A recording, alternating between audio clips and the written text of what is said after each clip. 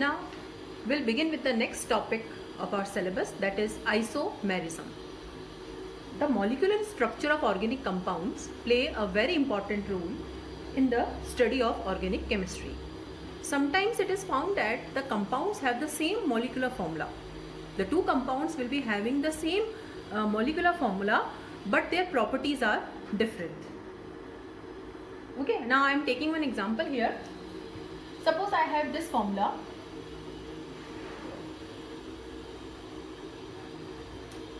Okay, now the molecular formula is C2H6O.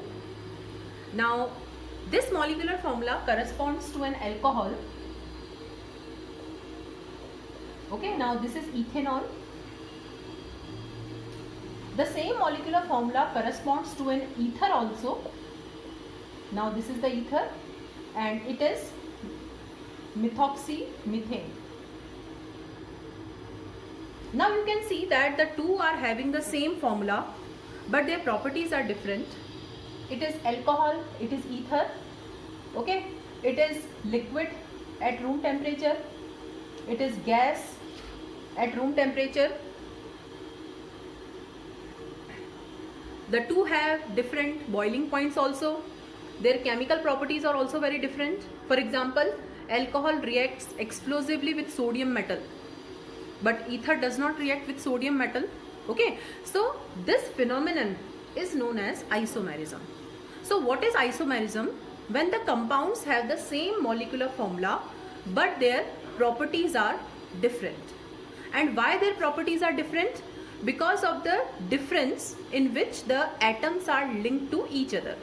Okay, this is because the difference in properties is mainly due to the difference in which the atoms are linked with each other.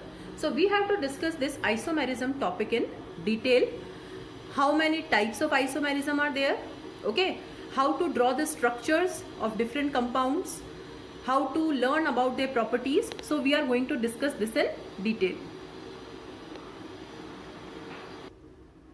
So what is the definition of isomerism? The organic compounds have the same molecular formula but differ in the physical and chemical properties.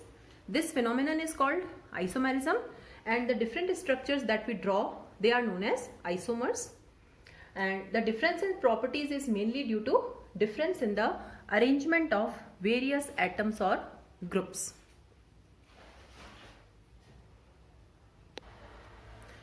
So there are two types of isomerism: structural isomerism and stereoisomerism. So first we'll discuss about structural isomerism, and in this chapter, that is organic chemistry, some basic principles and techniques, only structural isomerism is there. Stereoisomerism we are going to discuss in the next chapter of organic chemistry plus in class 12th. So first we'll discuss this structural isomerism in detail. Now what is the meaning of structural isomerism? When the compounds have the same molecular formula but they have different structural formula. Now what is the meaning of different structural formula?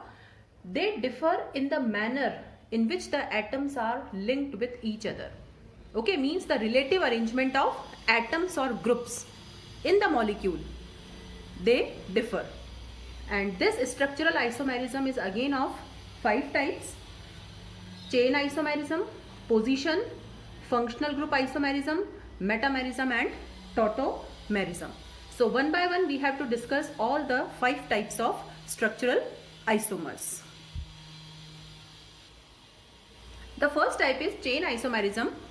Here the compounds have the same molecular formula but they differ in the arrangements of carbon chain. Now what is the meaning of difference in the arrangement of carbon chain? So one example I am taking here. Suppose I am having this formula C4H10. First I have to see that this formula belongs to which class of compound. Now this formula resembles to CnH2n plus 2. Okay, so definitely this compound is alkane. Okay, so first I will make the alkane of 4 carbon atoms like this. So this is the first structure which I am making. This is N-butane. All the 4 carbon atoms are linked in a straight chain. Now I have to change the arrangement of carbon chain. Now how it can be done? Suppose if I make like this, okay, suppose if I branch it, this is possible.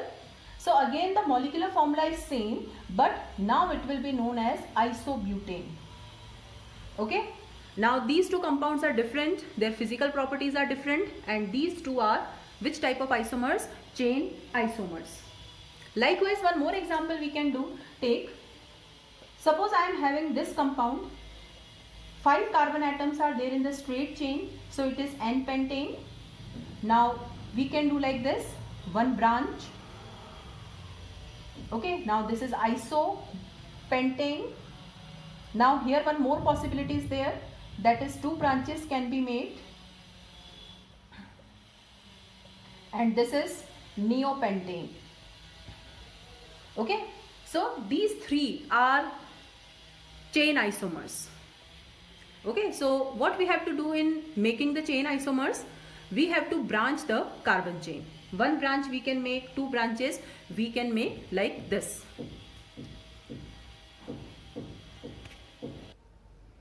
Now the second type is position isomerism. Here the compounds differ in the positions which are occupied by the functional groups or multiple bond. So in order to understand this, we have to take one example. So the example which I am taking is, suppose C4H8. Now this formula corresponds to this. So definitely this is alkene. Means it is an alkene of 4 carbon atoms. So alkene of 4 carbon atoms means like this. Okay, suppose the double bond is between first and second. Okay, so the name of this compound is but1ene. Okay, now here I don't have to branch the carbon chain, because whenever we are branching, it is chain isomerism. In position isomerism, what we do, we change the position of any functional group. So suppose if I change the position like this.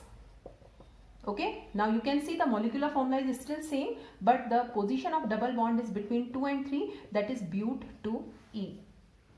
So in position isomerism, we change the position of functional group. One more example we can take.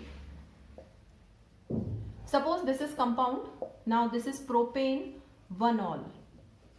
Okay, because OH is attached to first carbon, and suppose if I change the position of OH group, now it will be propane 2-ol. So these two are position isomers with each others. So in chain isomerism we do branching, in position we change the position of functional group. The third type of isomerism is very special, because the compounds have the same molecular formula but they differ in their functional group. Means I will change the functional group. I will not branch the carbon chain. I will not change the position of functional group, but I will change the functional group itself. Now there are several categories in this. So first we are discussing the first category, that is alcohol ether category. Now what is the meaning of alcohol ether category? So suppose any alcohol is given to me. So what I have to do, in order to make its functional isomer, I have to change that alcohol to ether. So we are taking one example here. Suppose I am having this alcohol, CH3CH2OH. This is ethanol.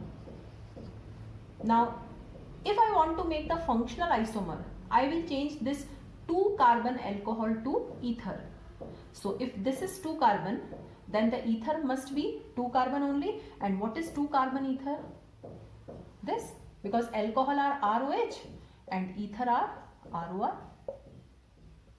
Okay, so this is 2 carbon ether. So these two are functional isomers with each other. Suppose I have 4 carbon alcohol. So I have to make 4 carbon ether. So 4 carbon ether is like this. Okay. Now this is the first possibility which I can make. So alcohols are functional isomers to ethers. So if any alcohol is given to us, we'll make its ether, or if any ether is given to us, we'll make its alcohol.